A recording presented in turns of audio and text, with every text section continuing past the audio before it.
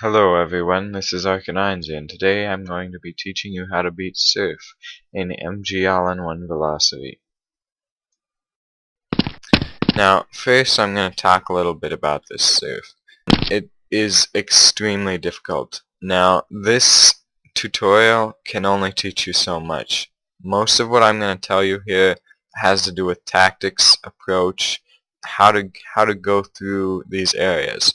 Now, this is in no way a substitute for skill. You're going to have practice and patience to beat this map no matter what. It is extremely difficult, and practice makes perfect. All I can say is I want to help you as much as I can, but you have to do most of it, and there's only so much I can do for you. Now, to go over another thing is you need to know how to airstrafe.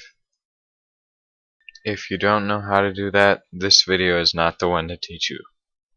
The basics are using your A and D keys and turning your mouse. Like, you want smooth turns. You just want smoothness, steady, smooth turns. And this is what a basic left airstrafe looks like at the end of this ramp. It's just going to be a nice smooth curve.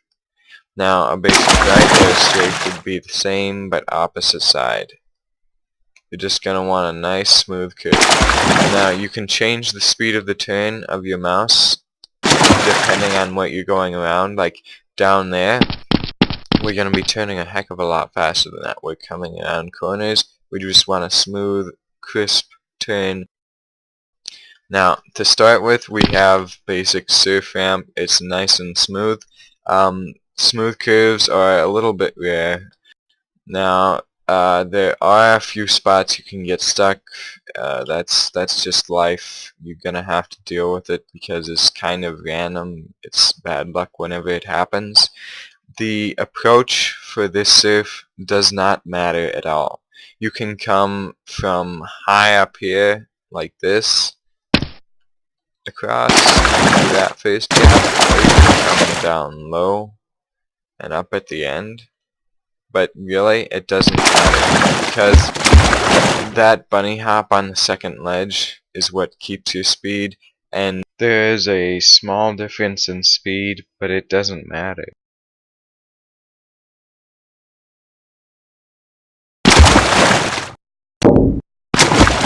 Alright, that was a good one. That was nice and smooth, which is one of the most important things to do, is keep your mouse turns crisp and smooth.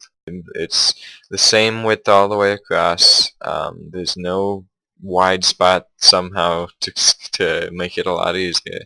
Now, what you're going to do is, as you notice in the demonstration, there is a decent height gap between these. I mean, you gotta spend some time in this little area between these two walls so that you fall enough to hit this.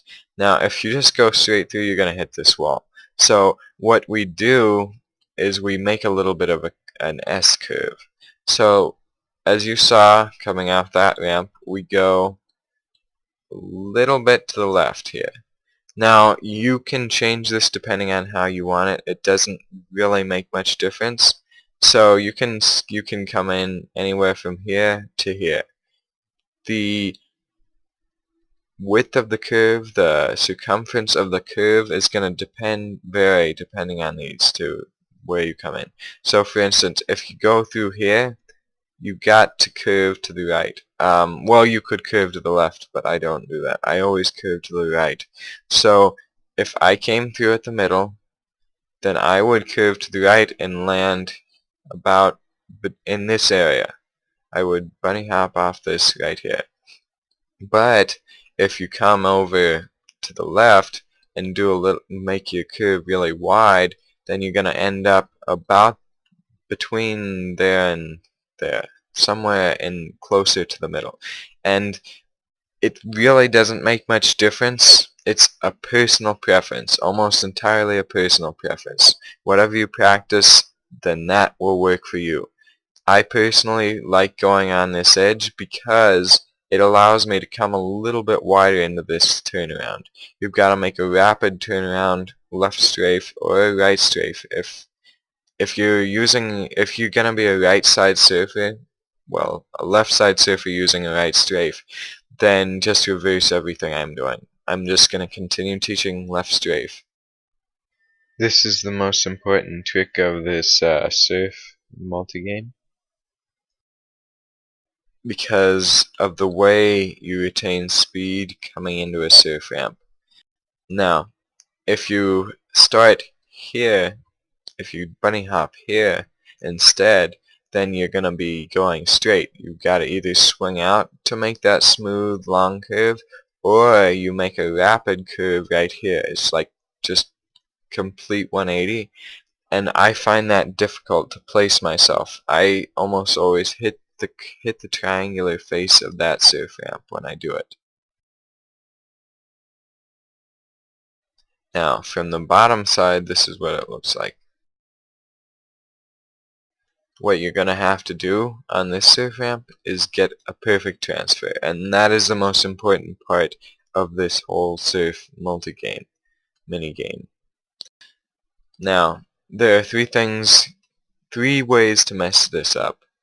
One is hit the edge almost perfectly, like just barely miss it, because what happens is you lose most of your speed. I might say half of your speed if you just brush it, and you'll still continue surfing.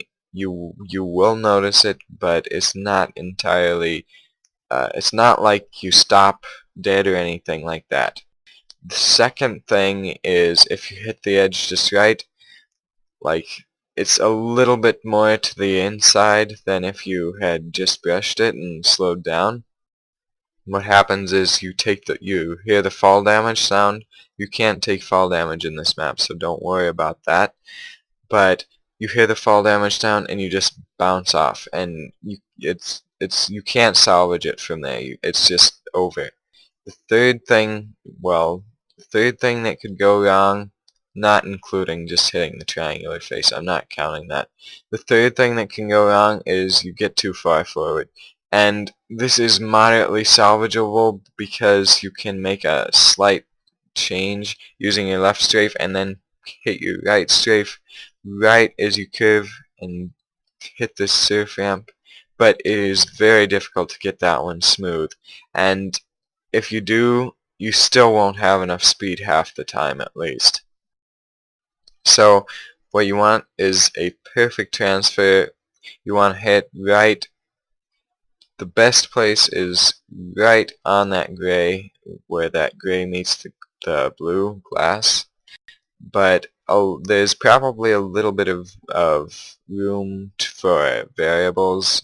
I'd say at least maybe, I don't know, a couple of feet in the game, of course. And the closer to the top, the better. If you land here, you're going to want to swing down and come up at this part. If you land, you just basically want to swing down and come up no matter what you do. And the reason for wanting to hit it high is it's very difficult to swing down when you're already at the bottom.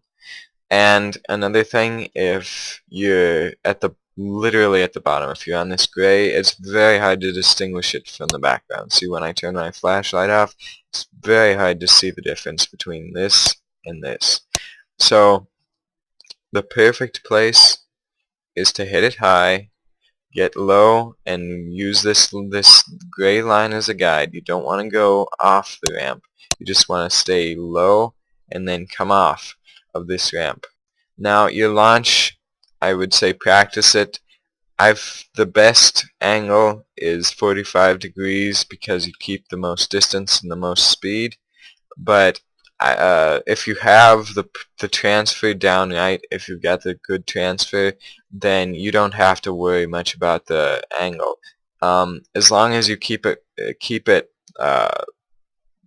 logically in range of the right amount, then you shouldn't have a problem if you've got the speed. Now, if you don't have the speed, there it's still possible to make it. It makes it a lot more difficult. You're gonna have to hit this angle right. You're gonna have to hit these. You're gonna have to make these turns, these airstrafes around these poles, really crisp, and that's pretty difficult. It can be done, and if you don't have enough speed, you're probably gonna fall short. If you're just barely on the edge of having enough speed, then just takes practice. You've got to practice that. Now, there is the opposite extreme. If you get a perfect transfer and you make these crisp turns and airstrafes perfectly, you can overjump this by a fair amount actually. Now, what you want to do in that case is swing around wide, like to about here, or you can either swing wide here and come around wide there, like that, because normally you're going to want to hit this curve just barely avoiding the wall. So that way you can use your right air strafe to to negate some of your distance. Whereas if you just come straight, you travel less distance. And if you go around wide, then you've got a lot more distance to cover. And then if you come wide, you're gonna have to left strafe and make a good entry into this next section.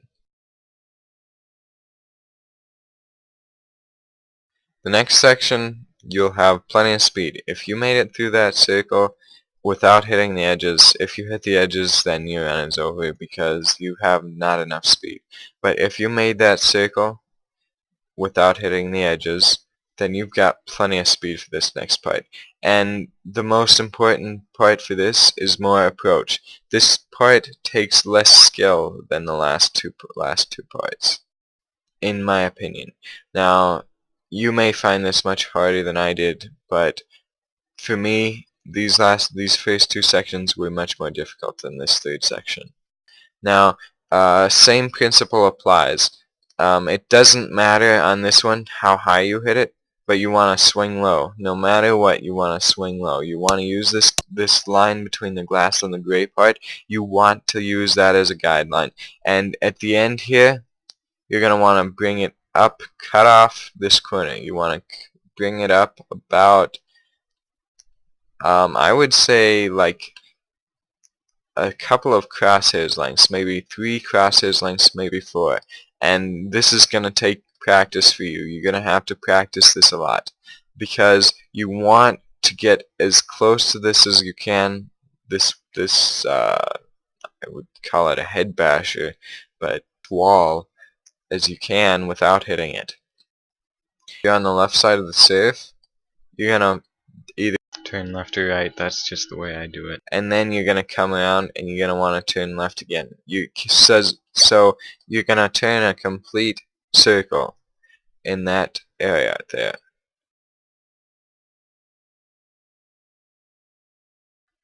Now, if you've got this part, it really isn't that difficult, but if you have just enough height to make it over this, you use most of it as speed, because the two things you can get from a exit off of a surf ramp are height and speed, and the more height you have, the less speed you'll get. The more speed you'll have, the less height you'll get. If you come low and stay low, it makes it very difficult because you're probably not going to have enough height to get over this barrier. And if you do, you may not have enough height to get to the end right there. But if by some chance you do, you're going to have to swing a lot bigger of a circle in this area because you're going to rise a lot more slowly and you're going to have to give time, stay in this area, more time to give yourself that chance to rise. If, on the other hand, you have too much height, which is a very rare occurrence because of this head basher, it makes it very difficult to get too much height. You want as much height as you can. So this is more of a guideline for other surf maps because it's not not a problem at all in this map. But if you have too much height, you're going to want to make that curve, that I'm going to call it a curly Q because that's what it is. You're going to want to make that a lot faster so that you can get over in time before you hit the ceiling on this hypothetical other map. And there you have it. Here are a couple of full screen completions. I hope you enjoyed the video. I think I rambled on a little bit, but that's alright. It's, again, a very difficult map. I wish you good luck and have fun.